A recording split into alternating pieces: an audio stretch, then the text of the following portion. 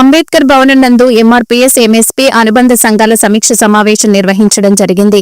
పద్మశ్రీ మందకృష్ణ మాదిగ ఆదేశాల మేరకు నెల్లూరు జిల్లా అంబేద్కర్ భవన్ నందు పలు అంశాలపై ముఖ్య నాయకులు ఉమ్మడి నెల్లూరు జిల్లా బెజవాడ బాలగిరి మాదిగ మరియు ఎంఎస్పీ రాష్ట్ర అధ్యక్షులు డాక్టర్ విశ్వనాథ్ మాదిగ, ఎంఎస్పీ జాతీయ నాయకులు నరేంద్రబాబు మాదిగ పాల్గొని పలు అంశాలపై మొదటి అంశం ఎంఆర్పీఎస్ ఎంఎస్పీపై చర్చా నివేదిక, రెండో అంశంపై ఎంఆర్పీఎస్ మండల నియోజకవర్గ జిల్లా కమిటీలపై నివేదిక, అలా కొన్ని అంశాలపై చర్చలు నిర్వహించడం జరిగింది. ఈ కార్యక్రమంలో అధ్యక్షుడిగా మరియు ఎంఆర్పీఎస్ జిల్లా అధ్యక్షుడు సూరిపాక ఉదయ్ కృష్ణ మాదిగ, రామకృష్ణ మాదిగ, గొల్లపల్లి సీను మాదిగ, అంబేద్కర్ మాదిగ, మంద పెంచలయ్య మాదిగ మరియు ఎంఆర్పీఎస్ ఎంఎస్పీ అనుబంధ సంఘాల నాయకులు పాల్గొని ఘనంగా ఆత్మీయ సమ్మేళన కార్యక్రమం నిర్వహించడం జరిగింది. అనంతరం మీడియాతో మాట్లాడారు.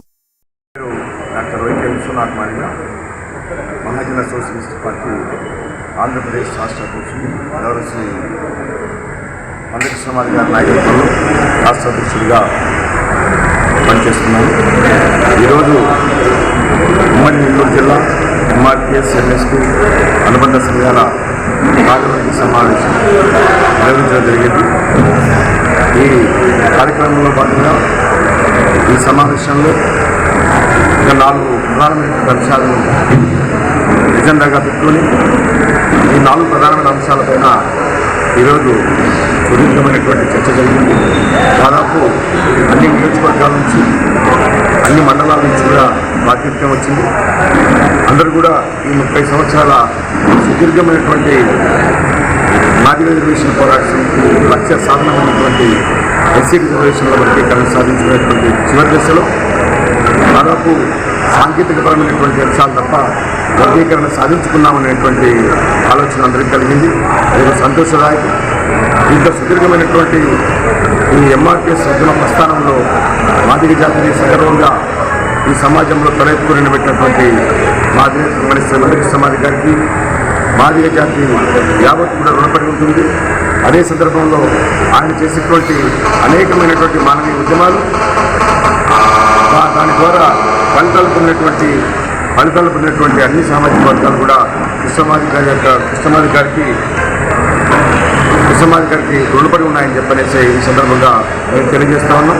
అంటే సుదీర్ఘమైనటువంటి ఉద్యమంలో ఎన్నో ఆటుపోట్లు, ఎన్నో కష్టాలు, ఎన్నో ఇబ్బందులు, లక్ష్య సాధన కోసం 94లో మొదలుపెట్టినటువంటి ఉద్యమం అనేకమైనటువంటి ఇబ్బందులను ఎదుర్కొని, అనేకమైనటువంటి ఆటంకాలను, అనేకమైనటువంటి నిర్బంధాలను ఎదుర్కొని దాదాపు 30 సంవత్సరాలు ప్రయాణం చేస్తూ మొదటి దశలో మొట్టమొదటిసారిగా 1997 ఏప్రిల్ 14వ తారీఖున ఆనాటి ముఖ్యమంత్రి గౌరవ చంద్రబాబు నాయుడు గారి స్వగ్రామైనటువంటి నారావరపల్లి నుంచి పాదయాత్ర మొదలుపెట్టి మొట్టమొదటిసారిగా ఉద్యమ చరిత్రలో ఒక కీలకమైనటువంటి ఘట్టం.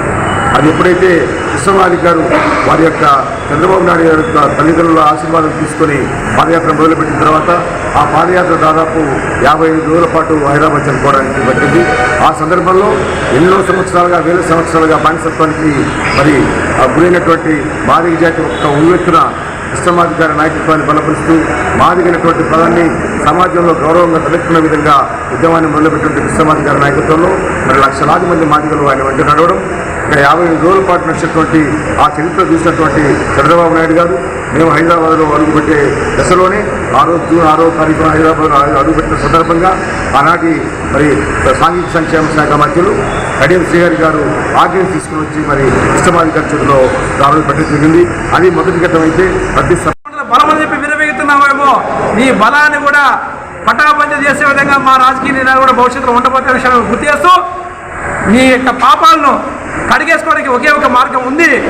తక్షణమే వర్గీకరణపై స్పందించి శాసన మండలిలో నేను సంపూర్ణంగా సహకరిస్తాను మా పార్టీ సభ్యులు అని చెప్పేసి నువ్వు ప్రకటన చేయకపోతే ఖచ్చితంగా మాకు రాజకీయ శత్రువుగా, శాశ్వతంగా రాజకీయ శత్రువుగా నువ్వు మారబోతున్న విషయం కూడా జగన్మోహన్ రెడ్డి గారికి మేము హెచ్చరిక చేస్తున్నాం. అలాంటి పరిస్థితి రాకుండా జాగ్రత్త పడాల్సిందిగా, శాసన మండలిగా అండగా నిలబడాల్సిందిగా నీకు గుర్తు చేస్తూ నీ పాపాలను మాదిగ పంట చేసిన పాపాలను ఇక్కడైనా కడిగేసుకోవాలని చెప్పేసి నీకు గుర్తు చేస్తూ హెచ్చరిస్తూ ఈ యొక్క అవకాశం కల్పించండి. నెల్లూరు జిల్లా ఎంఆర్పీఎస్ నాయకత్వానికి అందరికీ పేరు పైన ఉద్యోగం చేసుకుని ముగిస్తూ జై భీమ్, జై యజ్ఞం, జై పూలే, జై మహాజన్, జై మందకృష్ణ మాదిగ.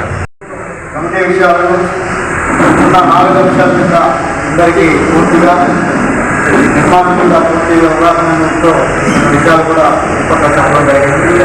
అలాగే భవిష్యత్తులో మనం కూడా ఆ పని విధానాన్ని మనం కూడా సబ్స్క్రైబర్ ఆదేశం తగ్గట్టుగా మనకి ఇక్కడ మొబిలైజేషన్ జరగలేదంటే కారణము ఒక 2-3 ఫ్యాక్టర్స్ పనిచేస్తాయి. ఒకటి